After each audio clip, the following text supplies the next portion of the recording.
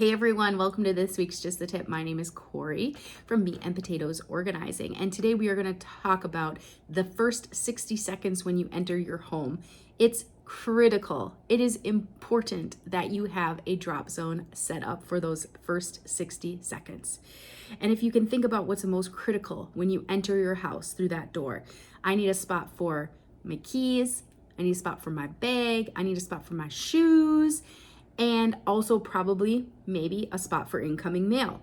Those are the big four categories that we see when you walk into somebody's home. So you want to create a space that you can drop those four items pretty easily. Where am I going to put my shoes? Where should I hang up my bag? Where am I going to put my mail that I need to open, but maybe I don't want to deal with it right now? And then where can I find my keys? So many of our clients are looking for their keys every day. So in order to kind of rework this problem, we have to think about those critical 60 seconds when you enter your home.